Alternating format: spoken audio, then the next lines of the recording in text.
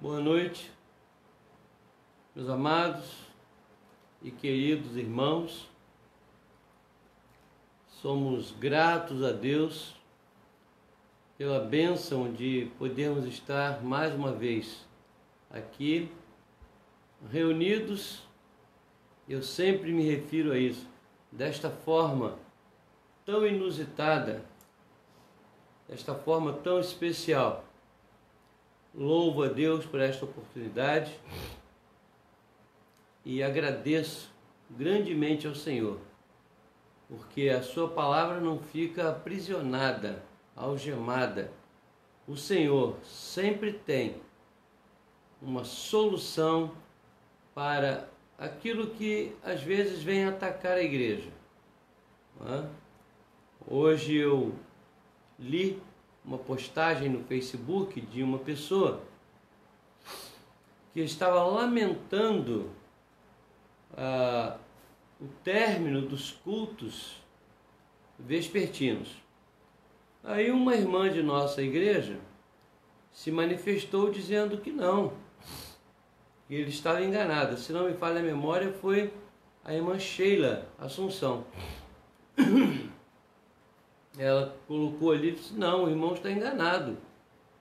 Inclusive a igreja, a nossa igreja, se mantém firme com os cultos, e eu acredito que a igreja talvez nunca tenha atingido tanta gente nos cultos vespertinos e outras reuniões como está atingindo nessa situação. Então o amado irmão, ele parece que não está muito afinado com as coisas.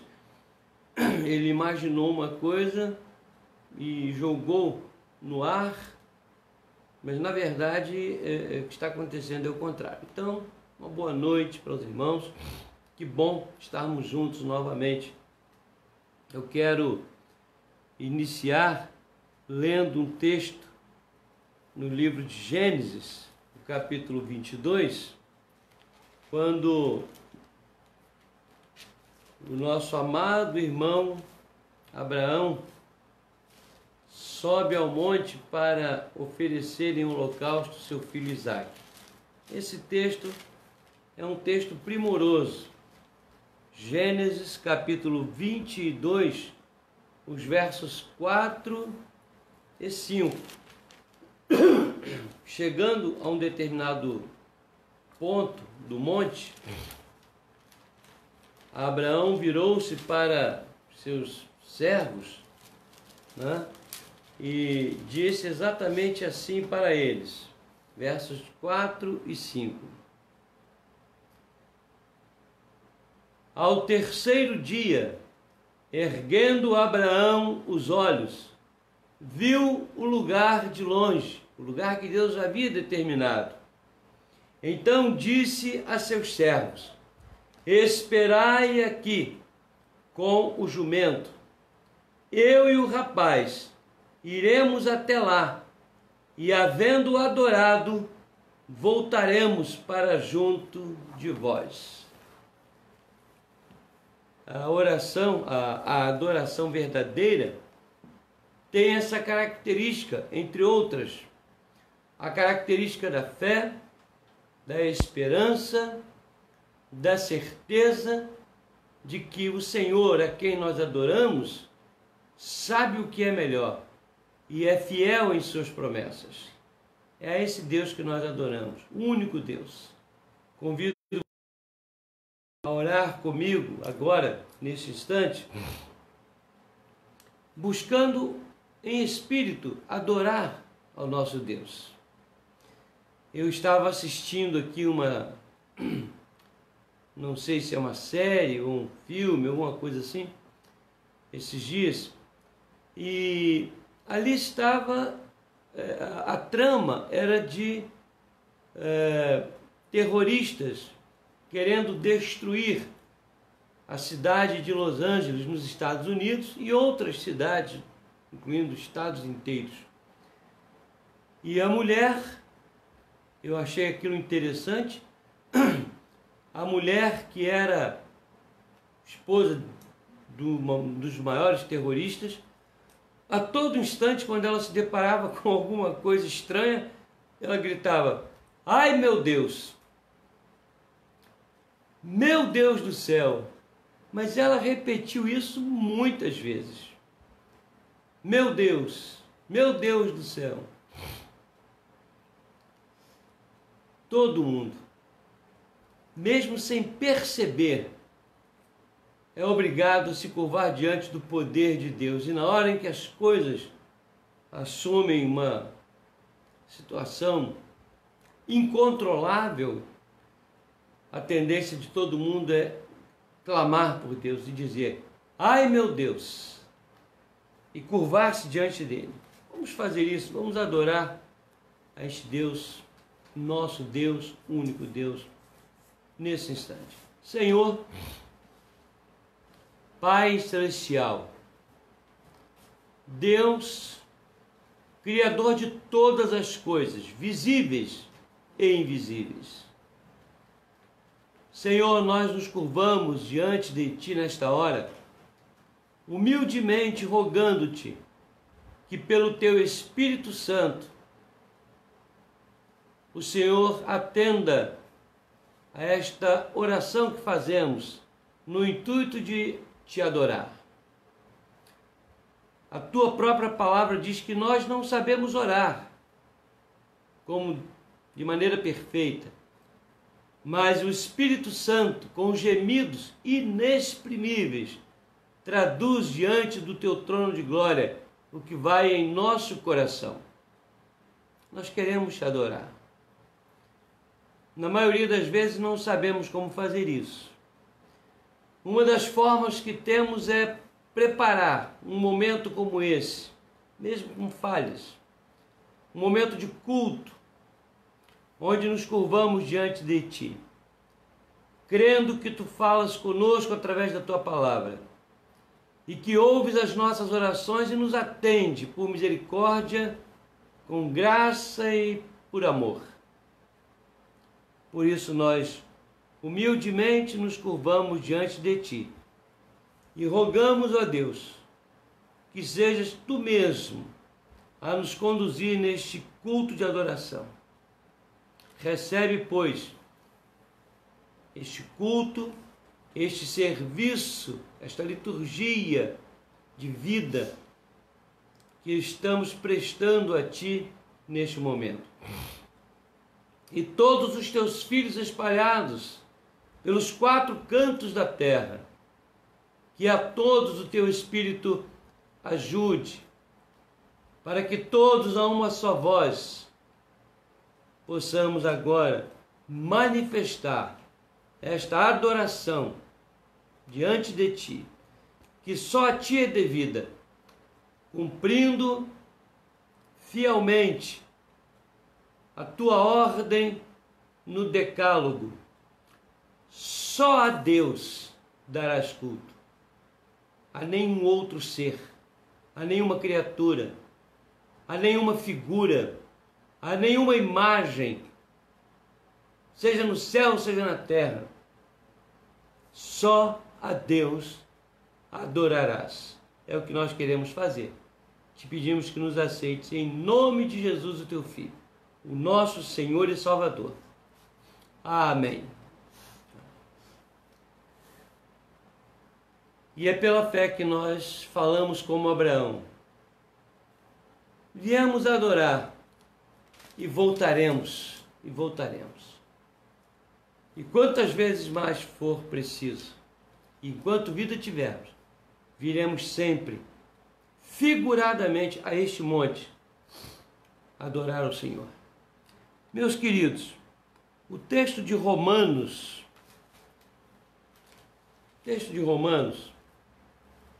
o capítulo 15, versos de 8 a 13, Romanos,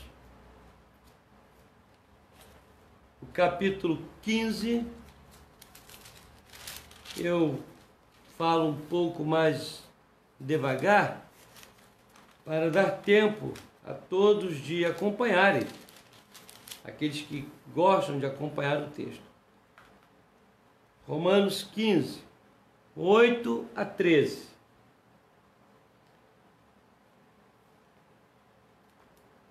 Paulo orientando os crentes romanos a imitarem a Cristo, a serem simpáticos uns com os outros e a viverem de forma altruísta. Na altura do verso 8, ele diz assim: digo, pois, que Cristo foi constituído ministro da circuncisão em prol da verdade de Deus, para confirmar as promessas feitas aos nossos pais, e para que os gentios glorifiquem a Deus por causa da sua misericórdia, como está escrito: por isso eu te glorificarei entre os gentios e cantarei louvores ao teu nome. Está escrito no livro dos Salmos. E também diz: alegrai-vos, ó gentios, com o seu povo. E ainda: louvai ao Senhor, vós todos os gentios, e todos os povos o louvem. Também Isaías diz: haverá a raiz de Jessé, aquele que se levanta para governar os gentios. Nele os gentios esperarão, e o Deus da esperança vos encha de todo gozo e paz no vosso crer, para que sejais ricos de esperança no poder do Espírito Santo. A mensagem que Paulo está enviando aos romanos, aos cristãos já convertidos, mas romanos, que eram tidos como gentios, ou seja, não judeus, a mensagem é que eles podiam e deviam louvar a Deus. Não apenas os judeus, não apenas aqueles que para quem Jesus veio, mas o rejeitaram. Havia essa dúvida entre eles: será que nós temos o privilégio de louvar, engrandecer a Deus, adorar a Deus, uma vez que ele veio para os judeus? Eles entendiam isso, que Jesus veio para o povo judeu como seu Messias. E havia muitos cristãos que não eram judeus que tinham essa dúvida. E Paulo exorta: não, vocês podem, devem louvar, engrandecer a Deus, buscar imitar a Cristo, para viver em empatia com cada um de nós, porque Jesus nos fez iguais. Vocês, gentios, adorem, glorifiquem, louvem. A não ser aquele que tem raiz judaica, hoje espalhado pelo mundo, é gentio, né? Eu tenho certeza absoluta que Deus, que a minha linhagem é judaica.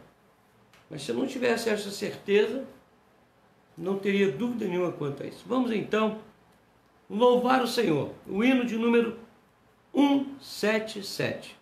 Esse hino está plenamente de acordo com a mensagem que o Espírito Santo colocou em meu coração nessa noite. Hino 177.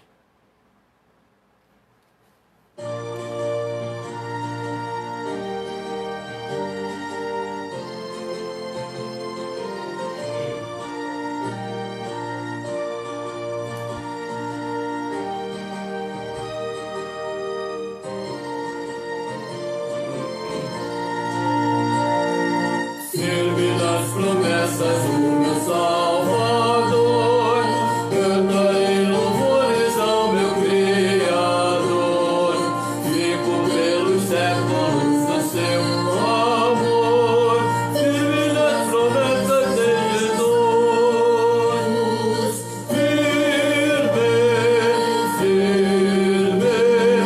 firme nas promessas de Jesus, meu Mestre.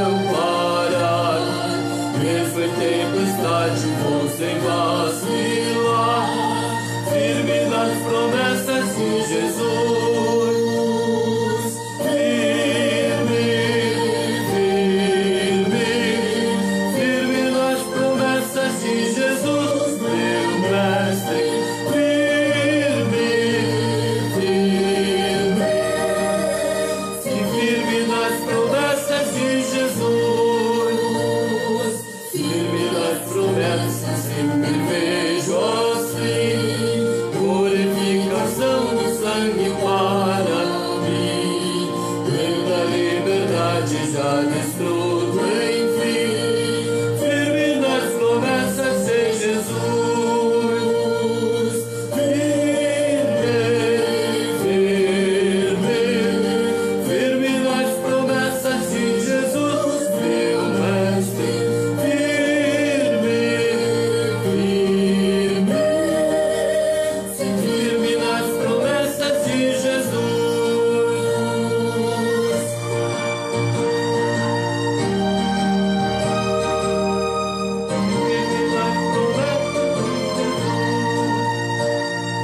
Firme nas promessas do Senhor Jesus, pelo amor ligado sempre a sua cruz, cada dia mais que alegre sua luz. Firme nas promessas de Jesus, firme, firme, firme nas promessas de Jesus, meu Mestre.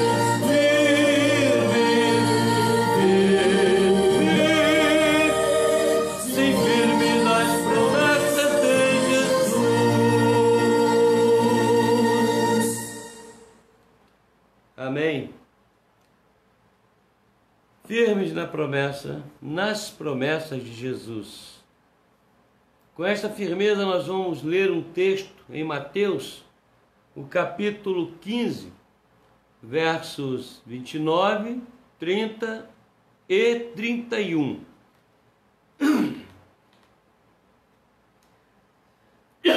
Mateus 15, 29, 30 e 31.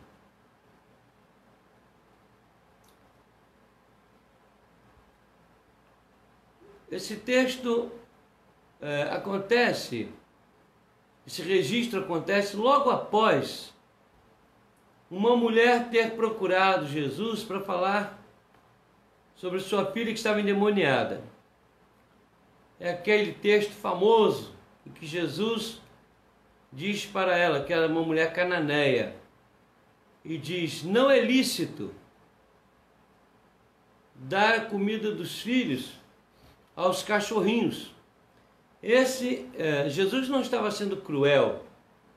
Isso era um ditado que havia entre os judeus e que os gentios também conheciam, que as promessas feitas a Israel eram propriedade de Israel. Jesus veio para os que eram seus, os seus o rejeitaram, tá certo? Mas isso era corrente entre todos. Mas neste momento esta mulher olhou para ele e disse: mas os cachorrinhos, e ela aí se humilhou, os cachorrinhos comem das migalhas que caem da mesa do seu dono, do seu Senhor. Jesus olhou para ela e entendeu, e ela estava dizendo: não quero tudo que o Senhor veio dar aos judeus, eu quero migalhas pelo menos, porque uma migalha tua, Senhor, é suficiente. Jesus olhou para ela e disse: mulher, grande é a tua fé, vá embora e seja feito como tu queres. Depois disso, então, Jesus se retirou dali e diz o texto, a partir do verso 39. Partindo Jesus dali, foi para junto do mar da Galileia e, subindo ao monte, assentou-se ali. E vieram a ele muitas multidões, trazendo consigo coxos, aleijados, cegos, mudos, e outros muitos, e os largaram, mudos e outros muitos, e os largaram junto aos pés de Jesus, e ele os curou.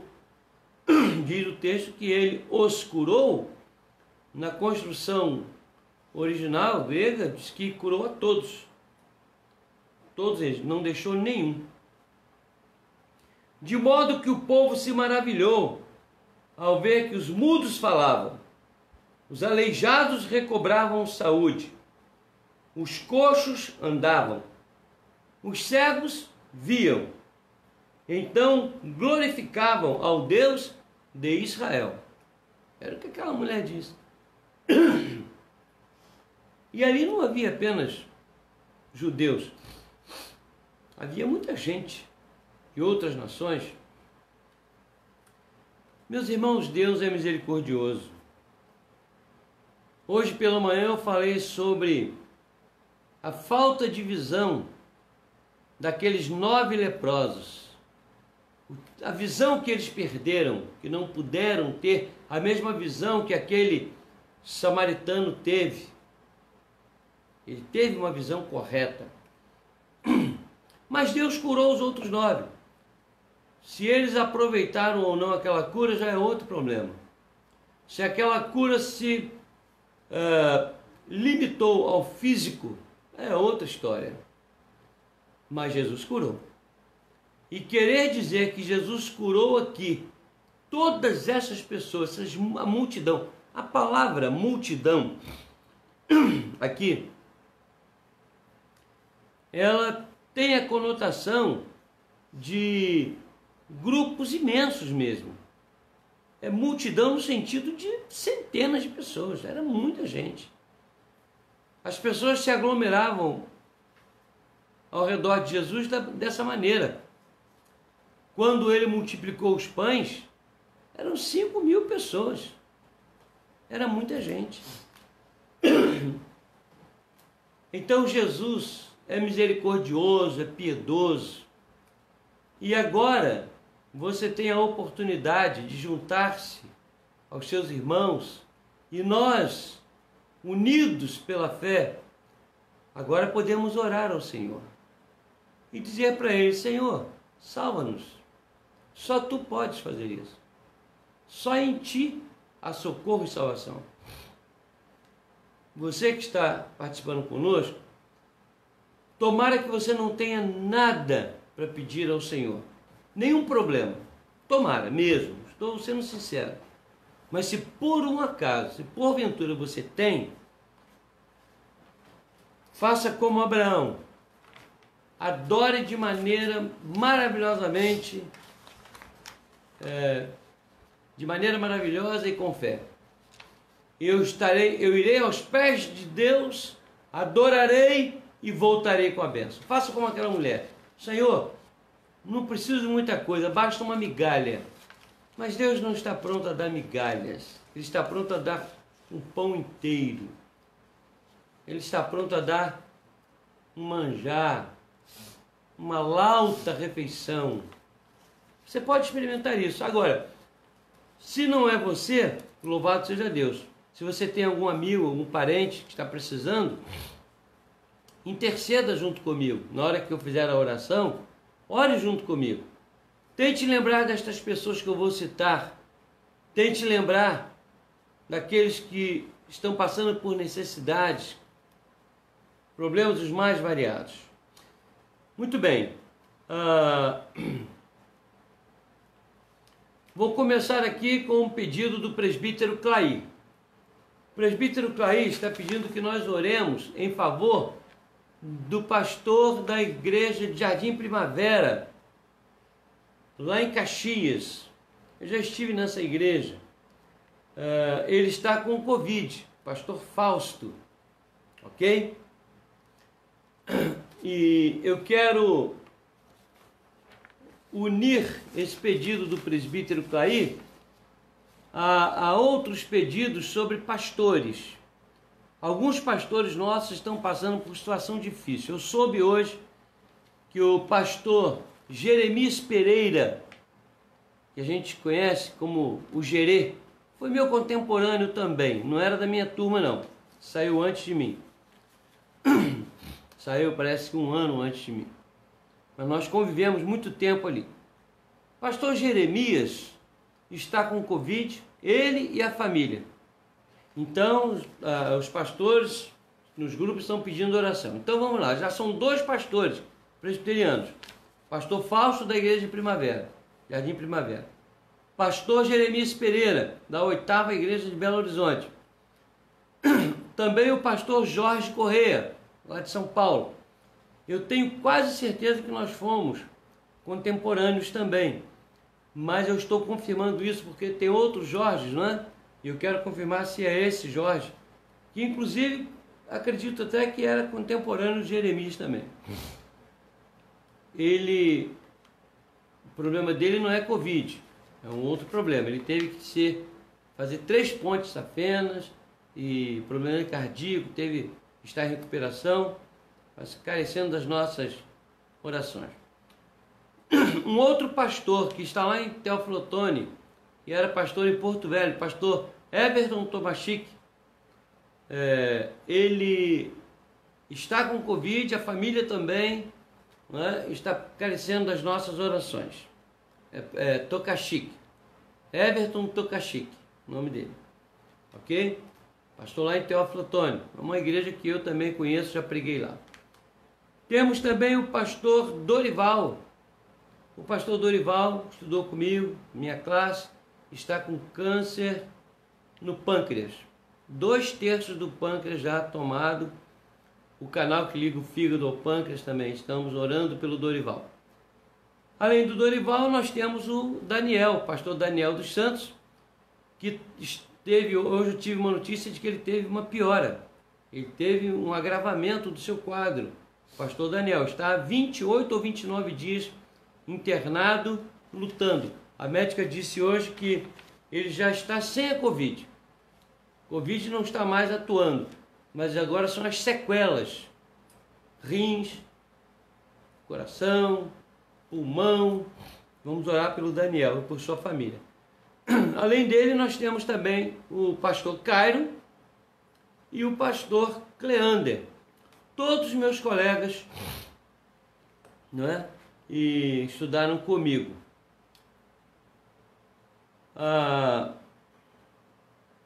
Quero também pedir oração pela irmã do presbítero Jonas de Alcântara, a Leia. Está também bastante enferma, carecendo de nossas orações. E orar pela Lore, irmã Lore, e a sua família, que está enlutada pela perda da cunhada da Lore. A sua cunhada, ela vinha pedindo oração, ela faleceu, vamos orar por ela.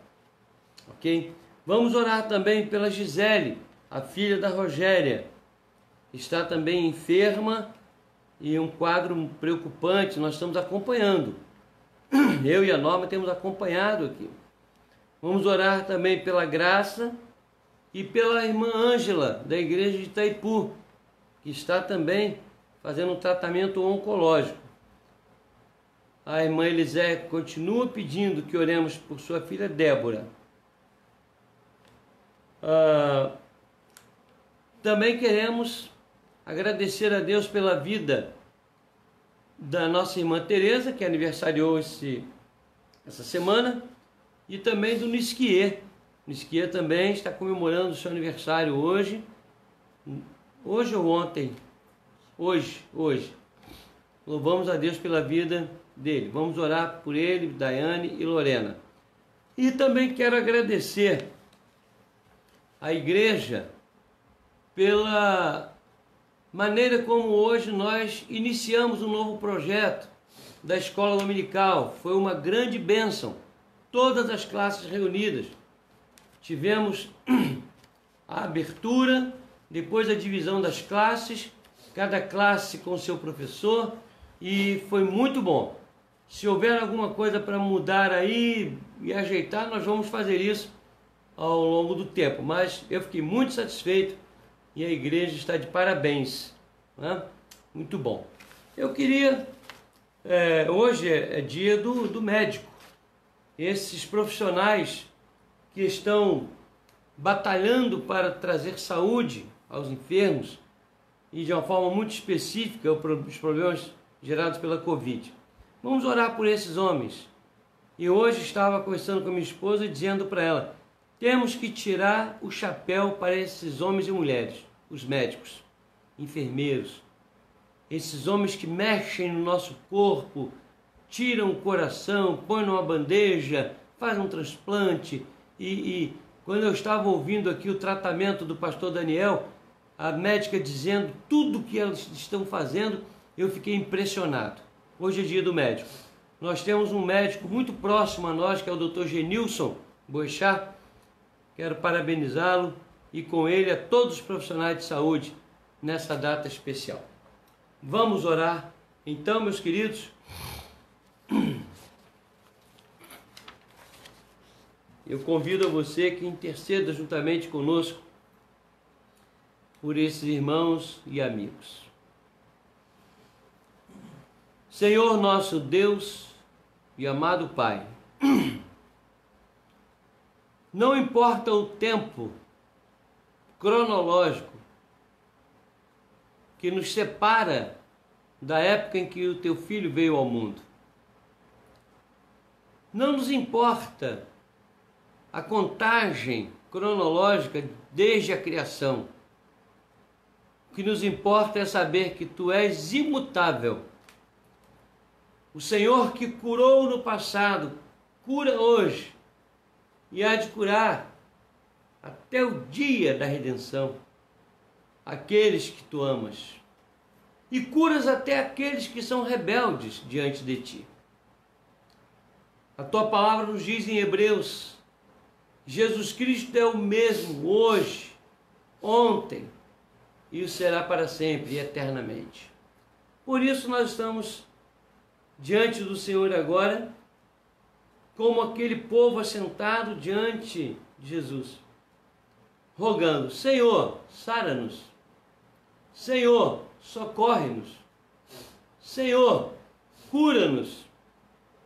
Senhor, tem misericórdia de nós. Filho de Davi, tem misericórdia de nós. Senhor, derrama migalhas, pelo menos. Mas pela fé que temos na tua palavra, sabemos que tu jamais nos darás migalhas. O Senhor nos exorta a pedir, dizendo que um pai não dá uma pedra a um filho que pede um pão, não dá uma serpente a um filho que pede um peixe. E se nós que somos maus não fazemos isto, quanto mais o Senhor. Nós não fazemos isto. E o Senhor também não. E ao invés de o Senhor nos dar um pão, quando pedimos pão, o Senhor nos dá alimento sobrando, da melhor qualidade. Como diz o Salmo 81, o trigo mais fino, o mel que escorre da rocha. Nós sabemos disso. O Senhor tem preparado para os teus filhos muito mais do que aquilo que nós imaginamos. Portanto, Senhor, eu rogo a Ti nesse momento, juntamente com os meus irmãos, e assim como tantas outras pessoas que nesse momento ou em outros momentos pode estar pedindo por essas mesmas situações que nós colocamos. Toca na vida dos teus filhos, cura os teus servos pastores, para a tua honra e glória. Eles têm um ministério a tocar, eles têm muita coisa para fazer. Respeitamos a tua soberania, tua sabedoria, os teus planos, tua economia, mas nós estamos rogando por eles, para que o Senhor toque nas suas vidas e faça uma obra de restauração, consolando o coração da Lore e sua família, cuidando da Débora, da Graça, cuidando do Senhor da Leia, dos pastores Jeremias, Daniel, Cleander, Cairo, Jorge, Tocachique, todos esses teus servos e outros que nós nem conhecemos, mas que podem estar passando por situações assim também difíceis. Dá provisão aos teus filhos, faze uma obra miraculosa como fizeste ao teu povo que estava cercado e que o profeta Eliseu profetizou que no dia seguinte teria uma abundância. Permita-nos que amanhã acordemos e possamos ver a abundância das tuas bênçãos sobre nós. Nós cremos nisto, mas cremos também nos teus planos insondáveis e nos curvamos diante deles e te dizemos: cumpra-se em nós a tua vontade santa e soberana. Nós oramos assim, certos da tua bênção, agradecidos em nome de Jesus, teu Filho amado, nosso Senhor e Salvador. Amém. Meus amados e queridos irmãos, a semana passada eu falei aqui um pouco sobre a igreja dos Efésios e disse para os irmãos que eu estava com a intenção de falar alguma coisa sobre as igrejas. Existem correntes que defendem a tese de que aquelas igrejas são representativas históricas de igrejas que viriam nas várias épocas. Uma mensagem para a Igreja Universal.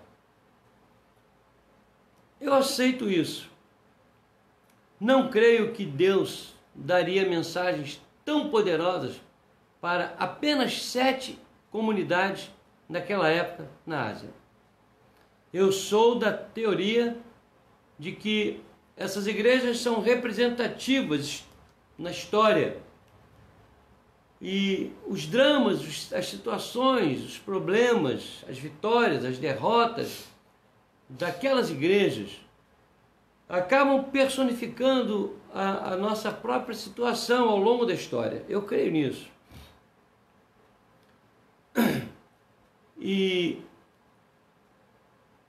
creio também que a cada fase da história, essas igrejas vão se tornando mais e mais identificadoras do que está acontecendo conosco. Ou seja, em cada época, Deus tem falado através dessa mensagem do Apocalipse para nações, para realidades cristãs, assim como aconteceu na Idade Média. Estava acontecendo exatamente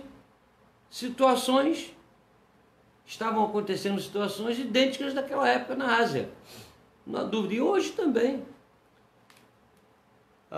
Os ataques do inimigo, os problemas, eles mudam de foco, mas eles são os mesmos. Por exemplo, o grande problema dos nicolaítas, que eu citei semana passada, hoje reflete em movimentos de libertação ou de liberdade ou libertinagem moral. É incrível. Com uma outra visão, de uma outra forma, mas o problema é o mesmo. Você pode pensar, bom, mas hoje nós não temos perseguição. Há muita coisa acontecendo ao redor do mundo e até aqui no Brasil,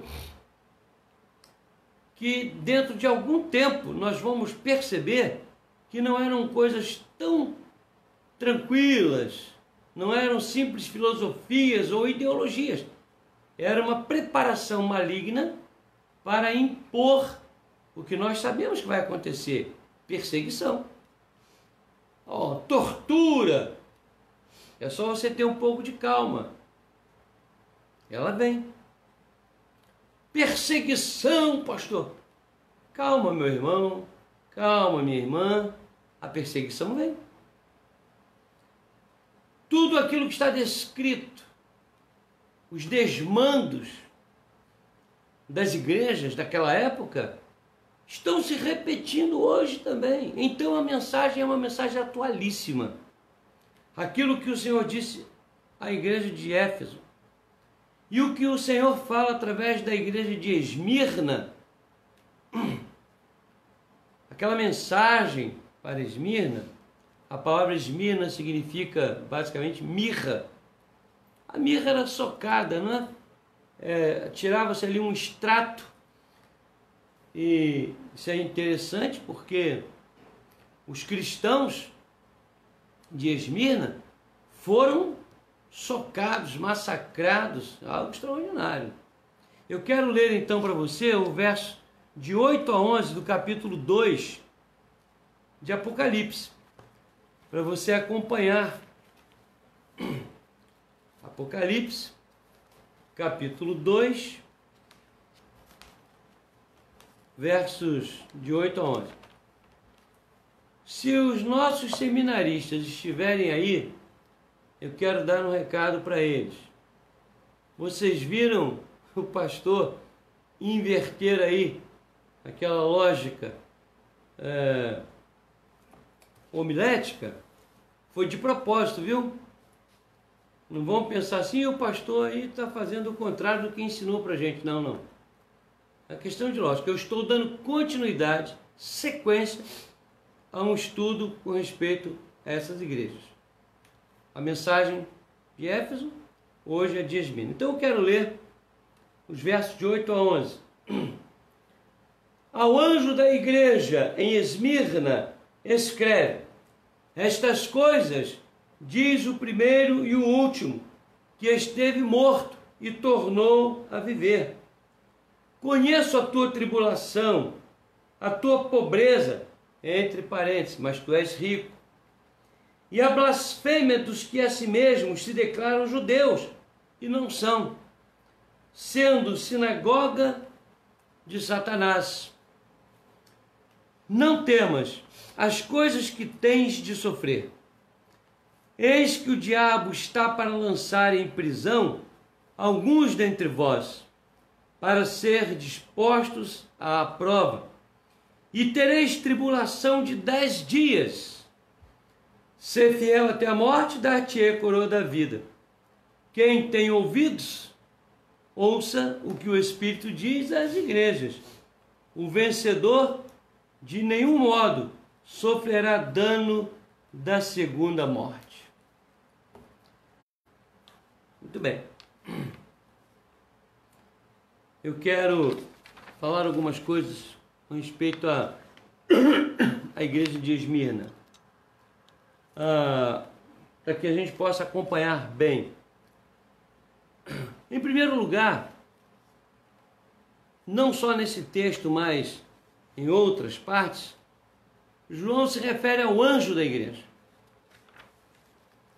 Normalmente, os arminianos gostam de defender a tese, e eu não estou aqui criticando os arminianos, estou apenas identificando. Os arminianos gostam de defender a tese de que esse anjo seria um anjo mesmo, um anjo que tomava conta de uma igreja. Aos desavisados aí, que gostam de teologia, lembrem-se de tirar a espinha do peixe quando lerem as coisas. O Russell Champlin, Norman Russell Champlin, defende essa tese, a tese de que cada igreja tinha um anjo. Bom, teríamos que admitir que ao longo da história Deus estabeleceria um anjo para cada igreja, ou seja, aqui na nossa teríamos um anjo lá também, para tomar conta da igreja. Ele defende essa tese que não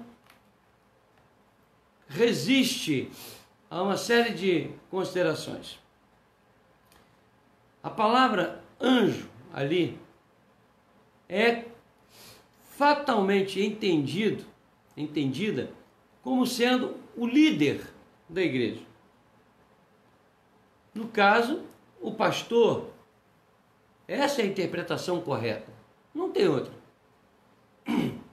Aquele homem que o Senhor determina que esteja ali guiando o povo, o seu ministro, o seu poimen, que é a palavra grega, poimen, tomador de conta, né?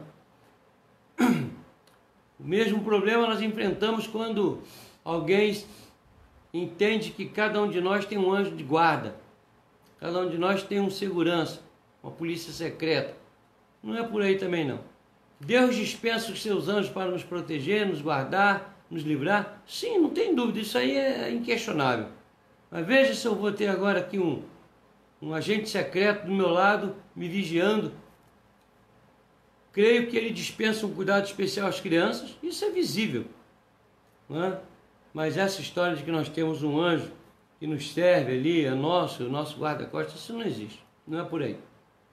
Essa mesma interpretação está errada, me perdoe aqui o nosso irmão Champlin, mas não é por aí. Mas tem uma corrente grande que aceita isso, mas não é. eu quero que os irmãos entendam, podem pesquisar, analisar, procurar saber, mas a nossa visão reformada é essa. O anjo da igreja, ao qual João se refere, que Jesus fala para ele, são os pastores das igrejas. E os candelabros são as igrejas. E como eu disse, há aqui uma representatividade. Uma outra coisa que eu quero esclarecer para os irmãos é essa história da tribulação de 10 dias. Essa tribulação de 10 dias, existem correntes que admitem que seriam 10 dias literais, 10 dias literais. São 10 dias mesmo, né? De 24 horas. Essa tese também não se sustenta, porque a igreja naquela época foi muito perseguida, desde o imperador Nero até o imperador Diocleciano, né? Em 10 períodos distintos. Foram 10 perseguições distintas que se estabeleceram sobre a igreja na Ásia. Mas, além disso, o número 10 é um número do sistema mundial. Nós não podemos esquecer que a Bíblia tem uma grande parte que abrange a numerologia. Na terça-feira que vem, eu fui convidado para dar uma entrevista de uma igreja, numa transmissão lá em Volta Redonda, e vai ser online, claro, e o tema será esse, a escolha dos 12 apóstolos, os critérios que Jesus utilizou e por aí afora. Nós vamos falar sobre isso, ou seja, por que 12? Por que 3? Por que 33? Por que 7? A Bíblia, não podemos esquecer, é um livro judaico, né? Judaico-cristão, e o Velho Testamento era exclusivamente judaico, a Torá, e a numerologia é uma pérola extraordinária no meio do povo judeu. Então esses 10 aqui, nós entendemos que são 10 mesmo períodos, 10 períodos. E entendemos que esses 10 períodos foram justamente os períodos que abrangeram os imperadores de Nero a Diocleciano. Apenas para você ter aí uma ideia, eu vou citar aqui os nomes deles. Olha, Nero, Domiciano, Trajano, Marco Aurélio. Não confundam os Marcos Aurélios, não. Marco Aurélio, Severo, Máximo Décio, Valeriano, outro Aurélio e o Diocleciano. Então a igreja sofreu na mão desses imperadores, todos eles cruéis. Não teve nenhum que aliviou a história da igreja. Pra vocês terem uma ideia, nas catacumbas de Roma, não é, foram encontrados em um local, 174 mil, vou repetir, 174 mil esqueletos, né, de judeus perseguidos, que foram devorados pelas feras, foram empalados, foram não só jogados às feras, mas foram para a fogueira, e inclusive um deles, que era bispo em Esmirna, que era o Policarpo. Aí alguns irmãos vão lembrar de Policarpo, pastor lá de Caraí, João Paulo, uma vez pregou uma mensagem, falou bastante sobre Policarpo. Policarpo, esse homem extraordinário, que viveu em torno de uns 80 anos, mais ou menos, e ele nasceu por volta do ano 60, acho que no ano 69, e faleceu no ano 159, se não me falha a memória. Então, se você fizer os cálculos aí, vai dar mais ou menos isso. E Policarpo foi torturado, queriam jogá-lo às feras, e ele disse, pode jogar. Agora, deixa os leões com bastante fome, que é para eles se alimentarem bem. Não tinha medo nenhum, né? O Policarpo. Aí viram que ele não tinha medo e tal, resolveram fazer uma fogueira. O povo começou a catar lenha, rindo, alegre, né? E iam com muita alegria levando madeira para queimar o Policarpo. Mas na hora em que o fogo foi aceso, surgiu, o fogo criou uma auréola em volta dele, né? E não pegava em volta, mas nele não pegava, aquele arco de fogo em volta dele. E tinha um sujeito que estava lá assistindo, sacou de uma espada e matou o Policarpo com a espada. Mas o fogo não teve poder sobre ele. Mas Deus permitiu que ele morresse assim. É considerado um grande mártir da igreja cristã, o Policarpo de Esmirna. Mas naquela época, para os irmãos terem uma ideia, era uma grande alegria para alguns sofrerem por amor a Cristo. Tanto é que existia naquela época uma corrente de mártires voluntários. Sabe o que é isso? A pessoa se voluntariava para ser jogado aos leões, para ser torturado por amor a Cristo. Mas tinha um camarada, um tal de Quinto, o nome dele era esse mesmo, entre outros, né? O nome dele era Quinto. Esse sujeito aí, perdão, liderou um grupo que ia ser jogado às feras. Mas na hora H, os soldados disseram para ele: você vai rejeitar a Cristo, a Jesus? Ele disse não. Mas quando ele viu as feras vindo em direção dele, eu vou rejeitar. E ele rejeitou Jesus e passou a adorar o imperador.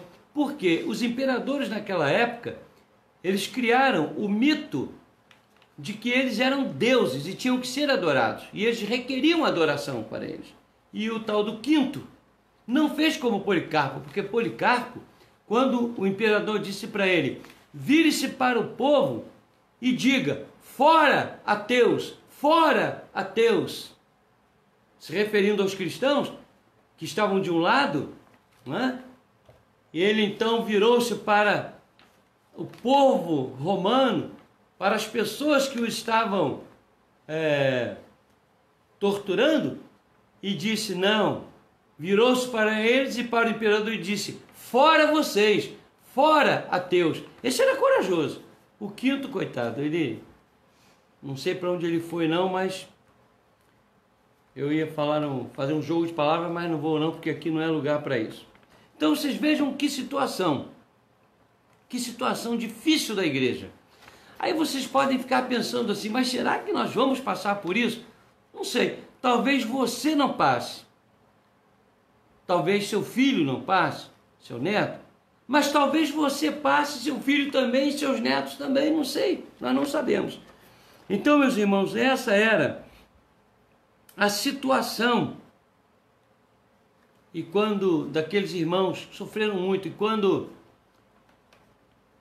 o imperador pediu para Policarpo negar a Cristo, ele disse: eu tenho servido a meu Jesus por 84 anos. Eu sirvo a Cristo. E por 84 anos, Jesus nunca me fez nenhum mal. Nenhum mal. Como é que eu posso agora rejeitar o meu rei? Trair o meu rei? De jeito nenhum. Que coisa extraordinária. Eu acho que a igreja está no momento hoje de usar as palavras de Policarpo, dizendo isso para o inimigo. Porque o inimigo tem oferecido muita coisa para a gente, para desviar a nossa atenção do verdadeiro cristianismo. E isso vai piorar, irmãos. Isso vai piorar. É um alerta. É um alerta. E nós temos que estar prontos para dizer: tenho servido a Cristo e Ele tem cuidado de mim por todos esses anos. Por que é que eu agora vou rejeitar o meu rei? De jeito nenhum. Então, meus queridos, eu queria sugerir para os irmãos uma consideração breve, não será longa, sobre as marcas de uma igreja vitoriosa. Porque a igreja de Esmirna a igreja de Esmirna não teve nada negativo. A igreja de Éfeso teve vários pontos negativos e um só positivo. Aliás, vários pontos positivos e um só negativo. Mas esse ponto negativo era uma miséria na vida deles. Era lembrar do primeiro amor. Agora nós temos uma igreja em que Jesus, através do seu profeta, exalta essa igreja. E aqui nós temos uma coisa difícil de engolir. Mas se você pensa numa igreja vitoriosa, uma igreja abastada, uma igreja rica, né? Esmirna foi uma igreja extraordinária, cresceu muito. Ela disputou com Éfeso, na sua época, a primazia de igreja mais vitoriosa, mas passou por problemas. E esta igreja, apesar de tudo que ela sofria, era uma igreja vitoriosa. E hoje nós precisamos de igrejas assim. Quando eu falo igreja, eu não falo uma instituição, eu falo de você e de mim, de nós. Nós somos a igreja. Então aqui estão os elogios de Jesus. Olha aqui o primeiro elogio. Ao anjo da igreja em Esmirna, escreve. Ao pastor da igreja, ao líder da igreja, né? João escreve. Estas coisas diz o primeiro e último, o alfa e o ômega, aquele que não tem princípio nem fim, né? Que esteve morto e tornou a viver. E eu quero só dar uma interrompida aqui para dizer o seguinte. Naquela época havia um mito de um deus, uma mitologia de um deus chamado Dionísio, e que era adorado pelas pessoas naquela região. Esse suposto deus Dionísio, ele teria morrido e teria ressuscitado. Olha o que o diabo faz. Uma imitação grotesca do eterno verdadeiro. Se você quiser consultar depois sobre Dionísio, você vai ver isso aí. Mas vamos continuar. Ele diz para a igreja: conheço a tua tribulação. Essa é a primeira marca de uma igreja vitoriosa. Ué, pastor, tribulação? É, tribulação. A tribulação tem um objetivo, quando vem sobre o Filho de Deus. É provar a fidelidade. A tribulação é marca de uma igreja vitoriosa quando essa tribulação produz fidelidade ou provoca fidelidade ou faz surgir a fidelidade. A palavra de Deus diz que aquele que quer viver uma vida piedosa sofrerá perseguição. Jesus diz assim: no mundo tereis aflições, mas tende bom ânimo, eu venci o mundo. Quem quiser vir após mim, negue-se a si mesmo, tome sobre si a sua cruz cada dia e siga-me. Desde os tempos de João Batista até agora, o reino de Deus é conquistado com esforço, e só quem se esforça consegue obtê-lo. Eis que eu vos envio para o meio, como ovelhas para o meio de lobos. Jesus diz em outro lugar: o mundo vos odeia. O mundo vos odeia. E mundo é todo aquele que segue a Satanás, que não está submisso a Deus. Aí você pode ficar até chateado comigo, não me incomodo não. Mas se o seu filho, seu pai, seu irmão, sua esposa, seu esposo, não forem salvos em Cristo Jesus e forem do mundo, pode acreditar, ele odeia você. Ele odeia você espiritualmente. Talvez morra de amores humanos, maravilhosamente amorosos, mas na hora do frigir dos ovos, eles vão mostrar que odeiam você, porque eles odeiam a Cristo, não servem a Cristo. E são aqueles que Jesus dirá no dia final: apartai-vos de mim, malditos, não vos conheço. E muitos dirão: em teu nome fiz isso, em teu nome fiz aquilo, em teu nome fiz aquilo. Não adianta, se você é mundo, você odeia o povo de Deus. E a tribulação, meus irmãos, não é apenas jogar as feras, não é apenas empalar a pessoa. O empalamento é enfiar uma estaca de madeira na pessoa, não é? Para matar, e muitas vezes colocavam óleo sobre a pessoa, ateavam fogo. Tribulação não é apenas jogar na fogueira ou serrar ao meio, não. Tem a tribulação moral, tem a tribulação espiritual. Jesus enfrentou tribulação durante 33 anos, não foi só na cruz do Calvário, não. A cruz foi o ápice da tribulação. Jesus, quando via os seres humanos vivendo daquela maneira errada e o sofrimento das pessoas, ele ficava atribulado no coração. Ele tinha uma missão, tinha um projeto, mas ele passava por tudo aquilo. E nós, servos de Deus, também nos atribulamos neste mundo quando vemos os desmandos entre os políticos, entre os loucos, os bandidos, os meliantes, entre as pessoas que não servem a Deus, pessoas que matam, destroem, sem nenhum limite.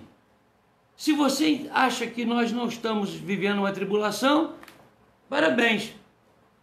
Você deve viver a vida e dormir como alienado ou alienada. Pode abrir os olhos espirituais e você vai ver que nós estamos sendo atribulados. Estamos passando por terríveis tribulações. E se não tivermos cuidado, nós não vamos mostrar a Deus a nossa fidelidade. Está na hora, mais do que em qualquer outro momento, visto que o fim se aproxima, de nós mostrarmos fidelidade a Deus. Porque tribulação, eu garanto, nós estamos passando e passaremos por outras muito terríveis. Mas onde é que está a vitória da igreja? É o que Paulo diz em Romanos. Onde está a morte, o teu aguilhão? O aguilhão da morte é o pecado. Mas graças a Deus que em Cristo sempre nos conduz em triunfo. Tribulação não pode destruir você. Tribulação não destrói o verdadeiro servo de Deus. Pelo contrário, o diabo deve ficar terrivelmente irado. Com certeza fica. Quando ele lança uma tribulação sobre alguém e essa pessoa, sendo um servo de Deus, enfrenta como enfrentou Policarpo, Estevão, Isaías, Jeremias, Paulo, Pedro, os apóstolos. O diabo deve ficar, ele fica irado, sem compreender, porque ele não tem capacidade para compreender o que provoca em nós esta fidelidade. Mas a igreja que é atribulada, ela tem uma grande bênção sobre si. A bênção de poder provar a sua fidelidade diante de Deus e de Cristo Jesus. Uma vez, eu quero repetir aqui que uma vez eu botei meia dúzia de crentes lá da igreja nervosos. Botei a turma nervosa que eu disse, se a tribulação serve para me abençoar, então, por pior que ela seja, que venham as tribulações.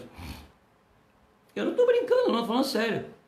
Se é para me produzir esperança, fé, fidelidade e aconchego com o meu Senhor, para mostrar para Ele que realmente eu amo e não é conversa fiada, que venham as tribulações.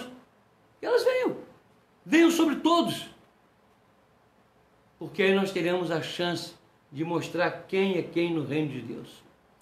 Não se assuste com a tribulação, meu irmão. Tribulação sobre a igreja é prova de que essa igreja é uma igreja vitoriosa, porque ela é uma igreja fiel.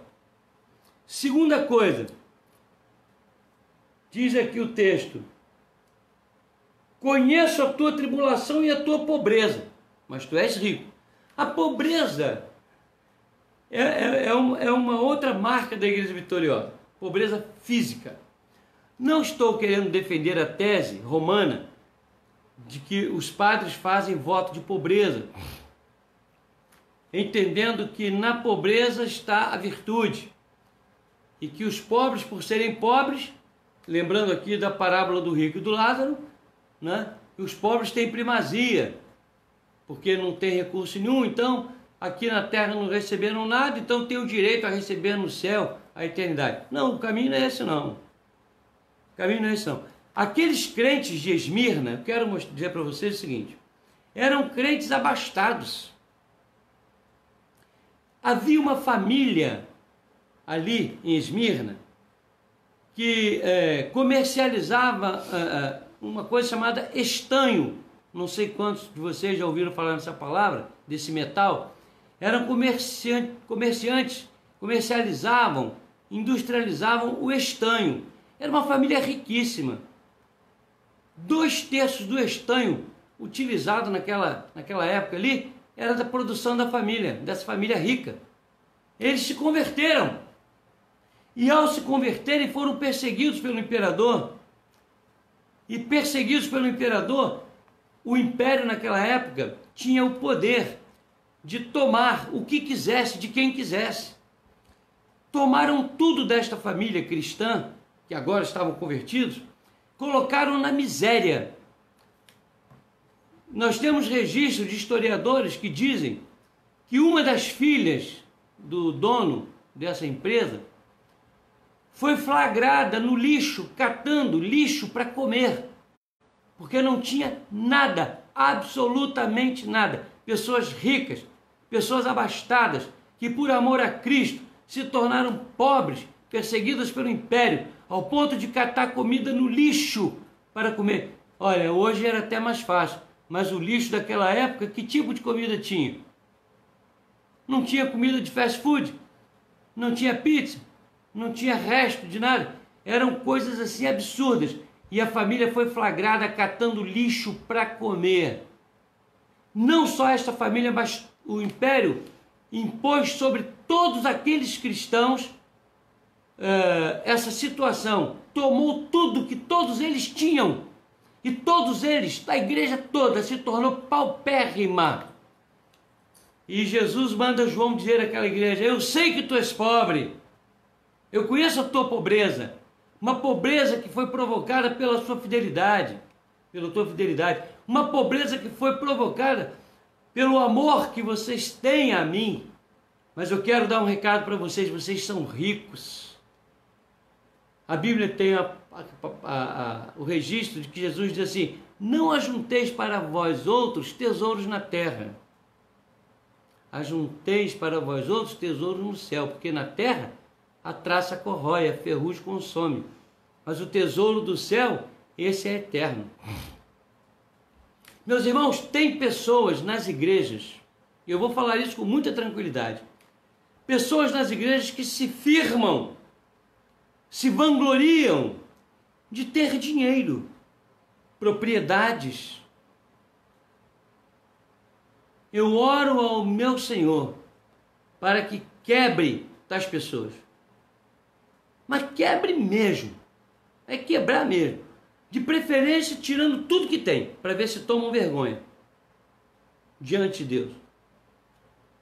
De que adianta o homem ganhar o mundo inteiro e perder a alma? E quem confia na riqueza material está confiando no próprio diabo, no próprio Satanás, dono desse mundo, que ilude as pessoas como tentou iludir Jesus no deserto. A verdadeira pobreza de um ser humano é a falta de compreensão das coisas espirituais. E a verdadeira riqueza de um homem, de uma mulher, é compreender pelo Espírito Santo de Deus aquilo que é mais valioso. Meus irmãos, tem muita gente aí se achando rica, mas é pobre de maré de si. E tem muita gente que às vezes maldiz a sua sina, mas precisa parar um pouco e pensar naquilo que tem espiritualmente. De repente é milionário diante de Deus, bilionário, enquanto o outro que tem muita prata no banco, que tem muitas casas, muitas propriedades, tem muito dinheiro, é um paupérrimo, é pobre diante de Deus, porque confia no dinheiro, confia nos bens, confia na riqueza. E as igrejas estão cheias de pessoas assim, irmãos. Estão cheias de pessoas pobres, pobres, pobres, mas pobres de espírito. E Jesus fala através do seu profeta: vocês são ricos, vocês estão comendo comida no lixo, mas vocês são ricos, porque vocês estão passando por isso por amor a mim. e vocês têm uma herança incorruptível, vocês são ricos, fiquem tranquilos. Então, irmãos, uma igreja vitoriosa não é uma igreja abastada que tem 10 mil membros, que compra um terreno de 10 milhões, como eu ouvi aí um tempo atrás. Um terreno, compramos um quarteirão inteiro por 10 milhões. Tá bom, eu acredito que Deus abençoa para que faça uma obra e tal, mas não se pode estribar em cima disso.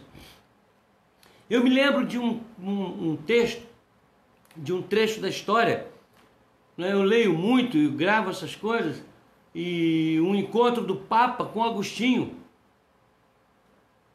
E o Papa olhou aquele monte de dinheiro, aquele monte de prata e ouro, e o tesoureiro lá da Santa Sé mostrando aquilo tudo. Aí, senhor Papa, a igreja hoje está multimilionária. Aí o Papa virou-se para Agostinho e disse aquela famosa frase: veja, Agostinho, a igreja não precisa mais dizer, como João e Pedro, não tenho prata nem ouro, porque hoje nós temos muita prata e temos muito ouro. E Agostinho virou para ele e disse: seu Papa, senhor Papa, mas em compensação a igreja hoje não pode dizer levanta e anda. Não adianta ter prata e ouro, mas não ter unção para dizer ao aleijado levanta e anda. Tem muito dinheiro, mas não tem unção. Não adianta nada. Vai ficar tudo por aí. Sejamos ricos. Não há erro nenhum em ser rico, hein? Se você tiver muito dinheiro e quiser me fazer rico, pode fazer, que eu vou saber usar o dinheiro. Vou fazer muita coisa boa. Eu tenho 1 milhão de ideias. Mas eu me refiro àquele que é rico e se estriba na riqueza material. Não adianta nada. Porcaria, vai ficar tudo por aí. Vai chegar um dia que a sua casa vai virar um montão de qualquer coisa. Vai chegar um dia que seu carro vai apodrecer. Vai chegar um dia que o dinheiro vai desaparecer. Os herdeiros vão dar fim em tudo. O inimigo vai corroer. Vai ficar por aí. E nada disso vai comprar a salvação e nem as bênçãos espirituais.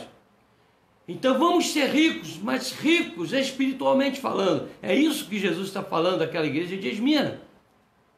Eu sei que tu és pobre, mas uma pobreza gerada pela fidelidade. Mas entre parênteses, não esqueçam que vocês são ricos. Vocês são ricos, riquíssimos. Vocês têm riqueza moral, riqueza espiritual. Isso é que é o ideal. Depois de dizer que essa igreja era uma igreja vitoriosa, porque era uma igreja atribulada, mas fiel. Era uma igreja pobre, materialmente, mas rica espiritualmente. Aí fala sobre a blasfêmia daqueles que se diziam judeus e não eram. Deixa eu explicar para vocês o que é isso. O discernimento sobre quem é e quem não é.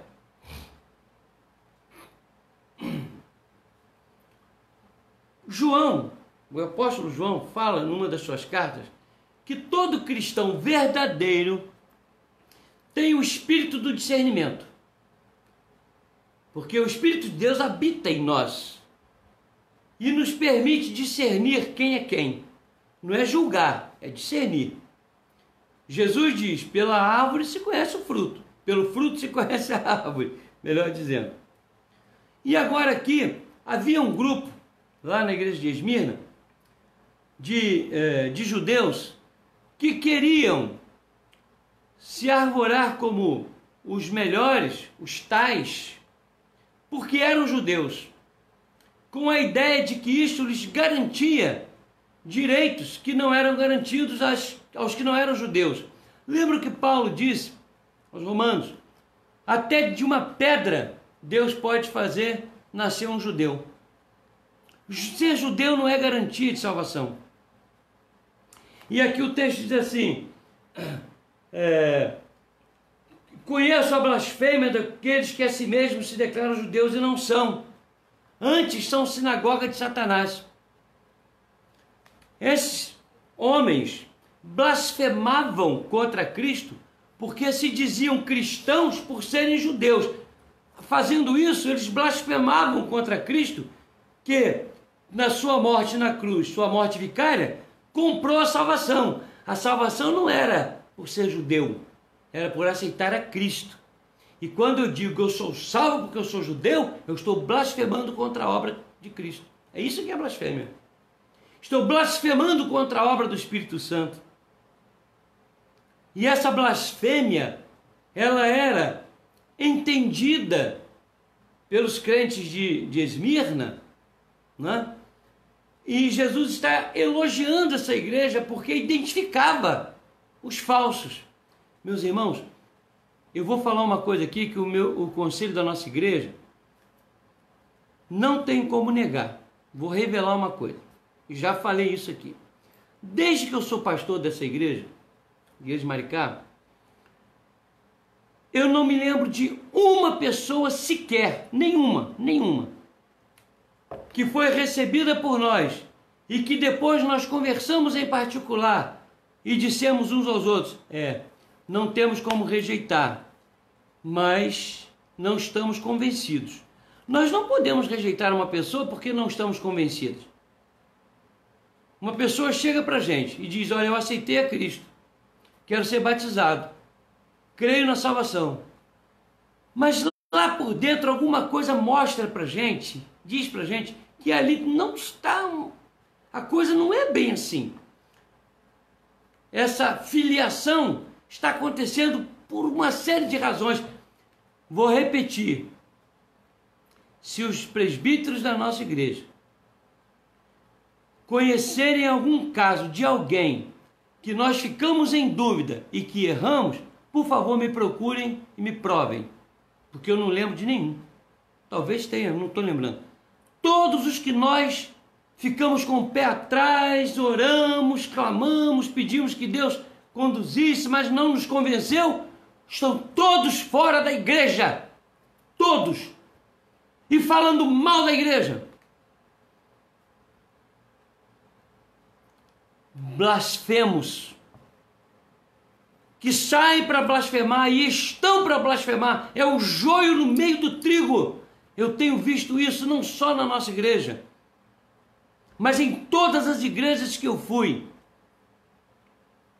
Havia um presbítero, eu poderia citar 1000 casos aqui, um presbítero numa certa igreja que eu fui, todo mundo elogiava, mas nós no conselho tínhamos sérias restrições, porque o Espírito de Deus falava conosco.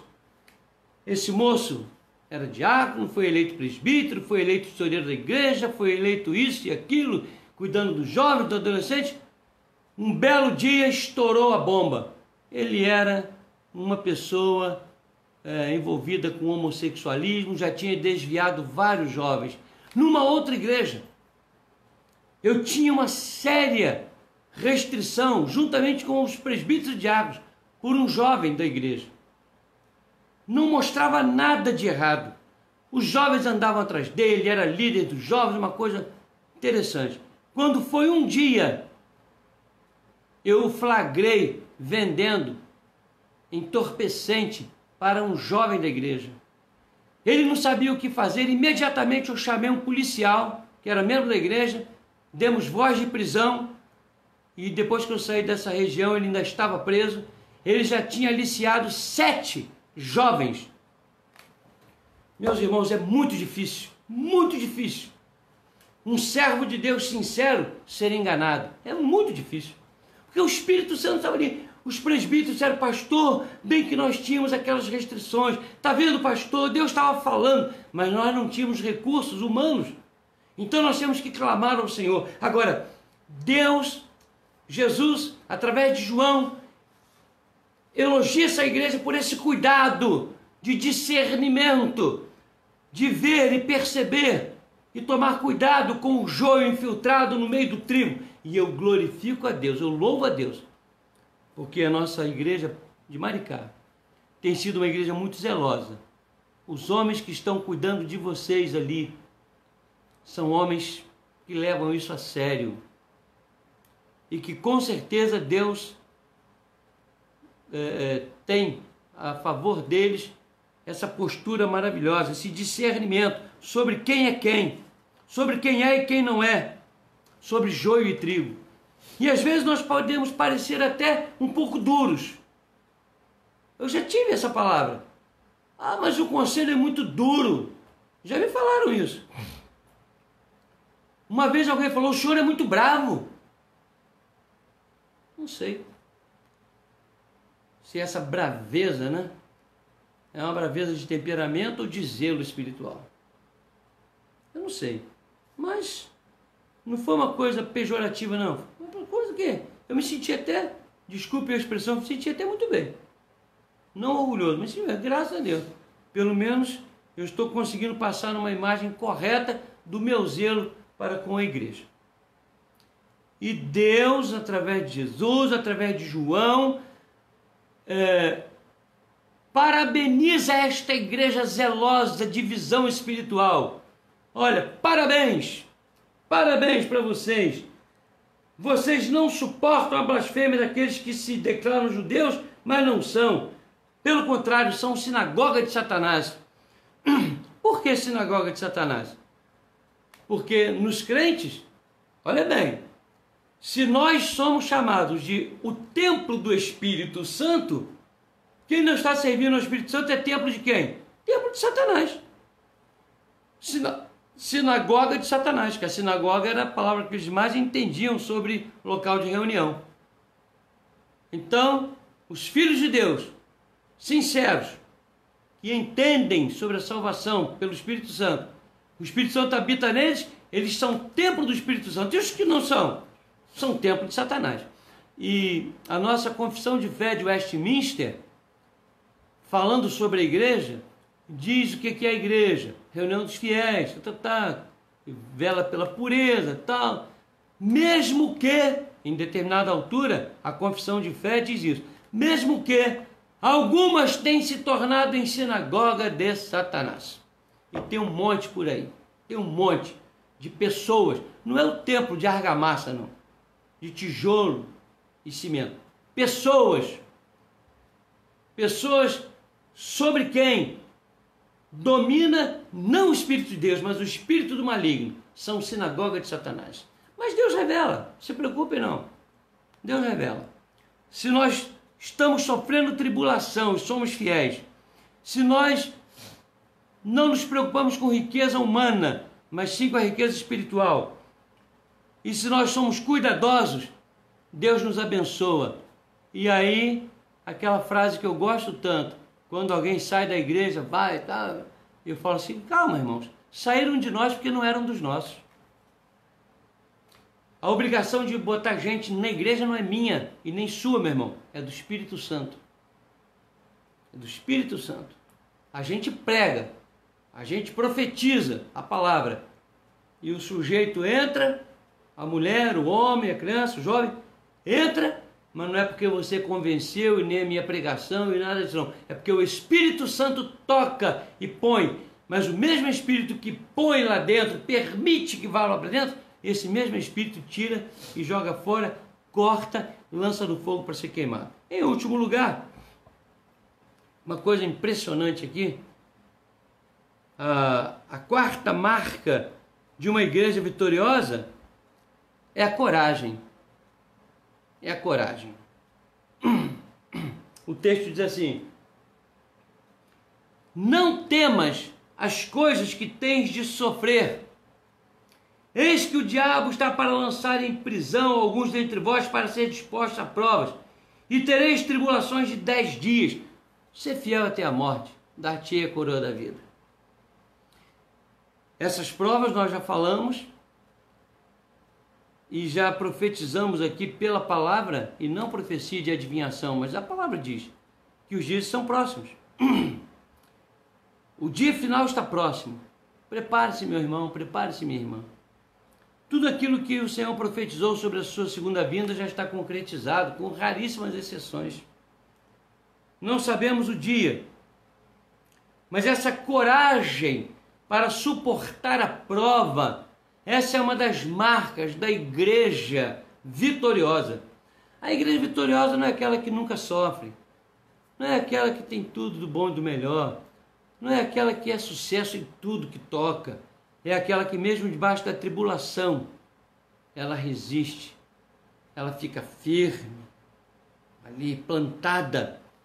A palavra grega para tribulação é a palavra thlipsis ou thlipsen, que significa opressão, pressão, pressionamento e aflição.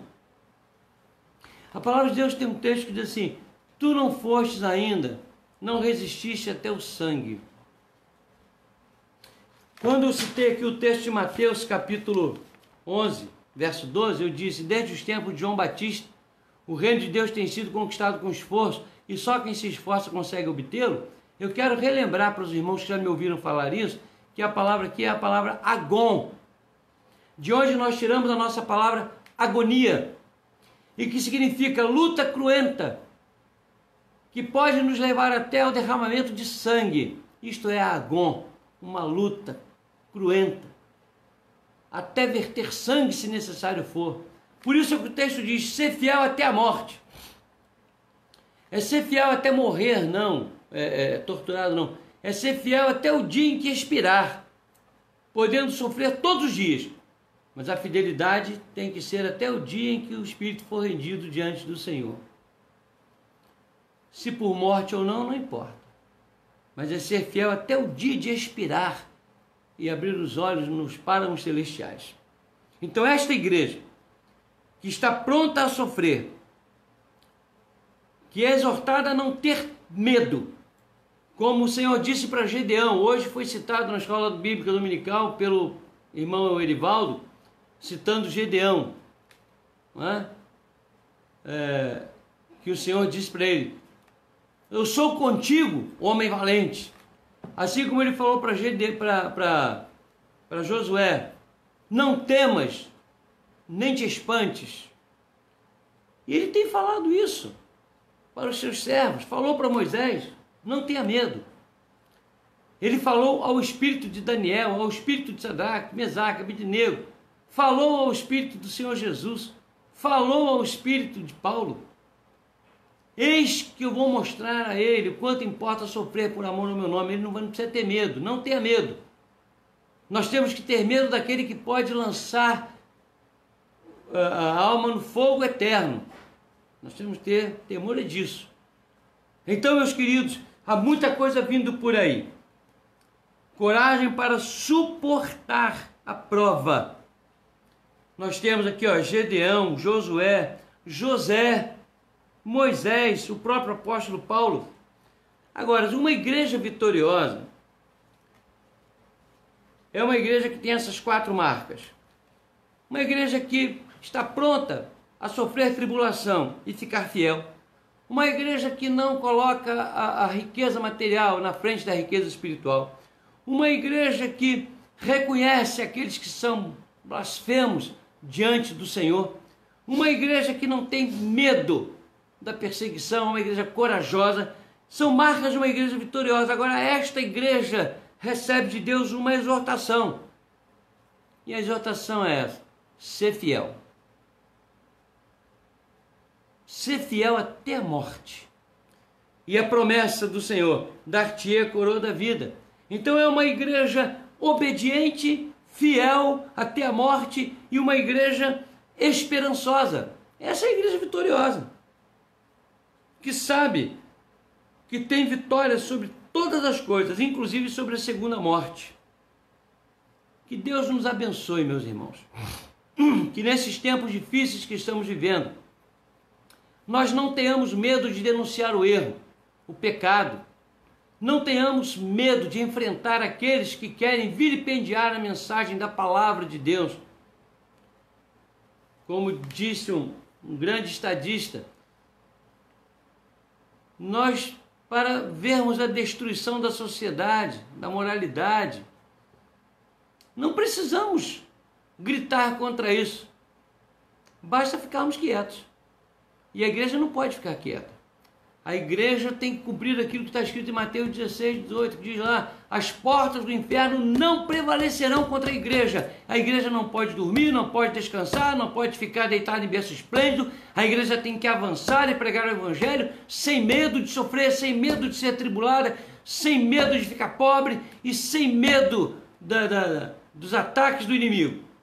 Isso é uma igreja vitoriosa. Se você está pronto a isso, glorifique a Deus e agradeça a obra do Espírito Santo em sua vida, confirmando que você é um vitorioso, porque a igreja não é o templo de argamassa só, é também, mas basicamente a igreja somos eu e você. Se você está incluído em tudo isso aqui, glorificado seja Deus, e eu creio que está, você é a igreja vitoriosa, e nada vai poder confrontar a sua vida, nem de seus filhos, nem da sua família, nem dos seus irmãos em Cristo, uma vez que todos estejam irmanados nesses propósitos. Como a igreja de Esmirna, uma igreja que aprendeu a valorizar aquilo que recebeu das mãos de Jesus. Que Deus os abençoe, irmãos, e que nós possamos encarnar em nossas vidas esses pontos maravilhosos exaltados por Jesus na boca do profeta, dirigindo-se à igreja de Esmirna. E assim o Senhor nos abençoe. Amém? Que bom. Eu quero dizer aos irmãos que nós ainda temos uma participação musical aqui, não é? Os nossos irmãos Marcelo, diácono Marcelo, filho, com a sua esposa, os pais da Antonella, vão estar conosco a partir de agora, entoando um cântico de louvor ao nosso Deus. Então nós vamos chamar esses irmãos para estarem conosco.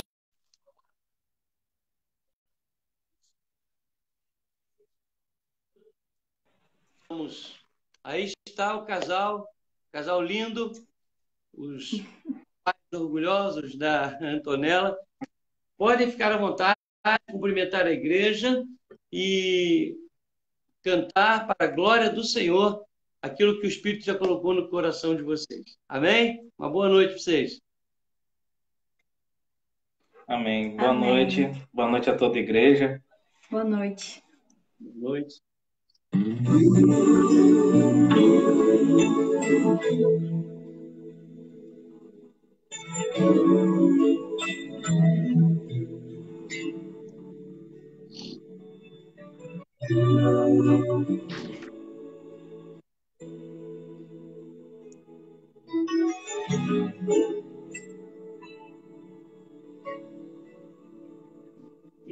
Eu não tenho que andar se não tenho que comer ou vestir. Se o Senhor veste os lírios do campo, o que mais não fará por mim? Eu não tenho que andar preocupado, cuidados e males do homem, até aqui, Senhor, que somos teus. Confiarei em ti, Senhor. Minha esperança está em ti.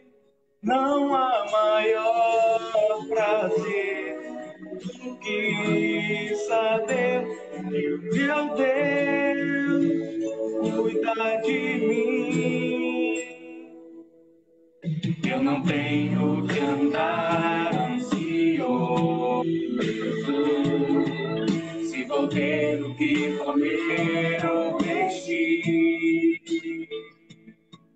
Senhor, veste os filhos do campo,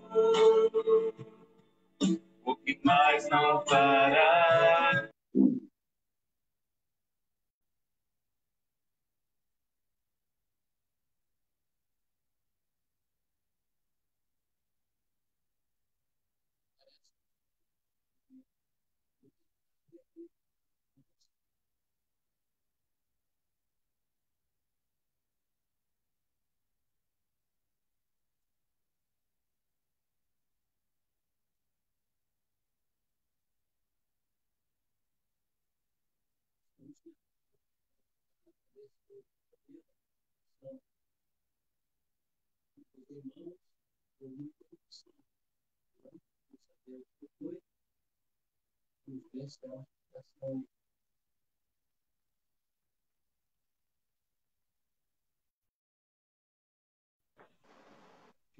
Caiu a internet, pastor. Sim, isso é compreensível. A internet lá teve uma queda, a tela de vocês está escura para mim, para nós, né? E não sei se será possível restaurar. Eu vou O que vocês tentar sair e acham? voltar de novo. Tá bom. Enquanto isso, eu vou dar um aviso aqui. Tá bom. Ok? Ah, irmãos,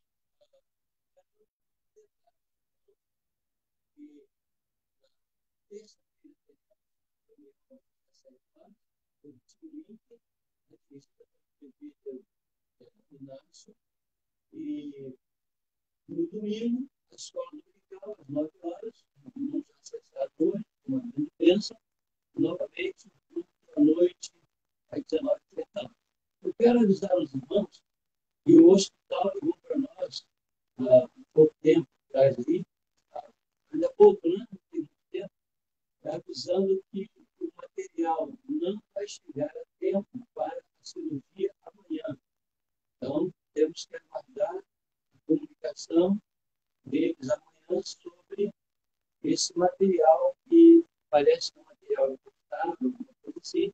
Então, continuamos pedindo aos irmãos que olhem a norma para que isso se desenrole, né, o mais rápido possível, porque é uma necessidade, uma certa urgência em fazermos essa cirurgia. Ok?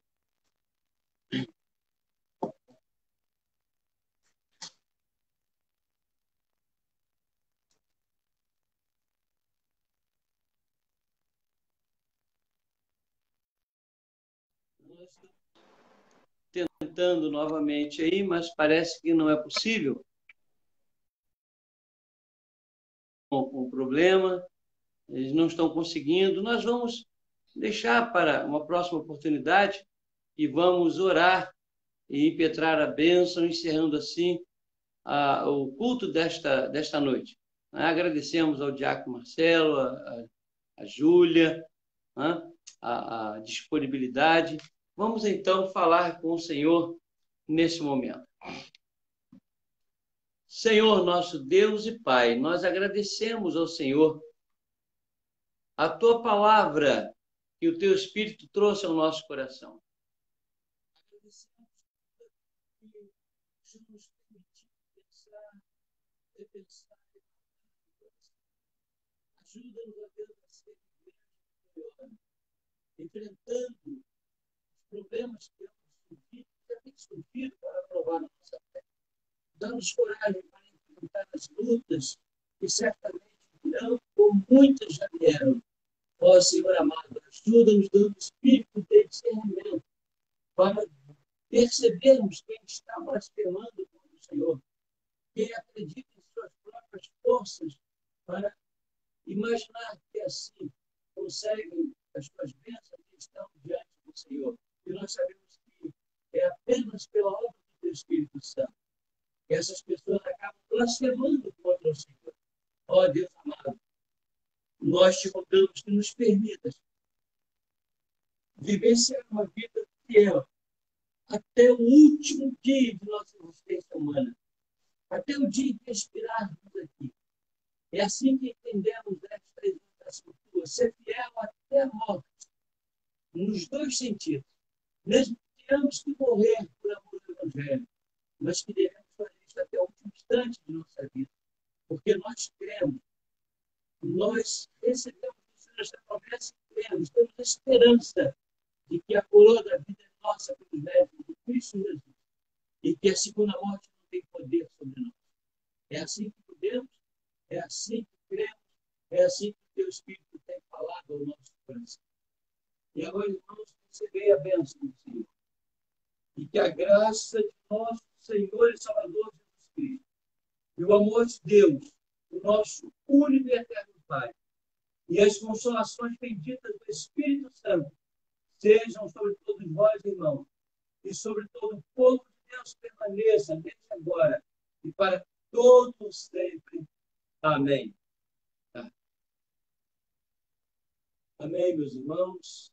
Deus a todos abençoe e até a próxima oportunidade, querendo o nosso Senhor. Boa noite.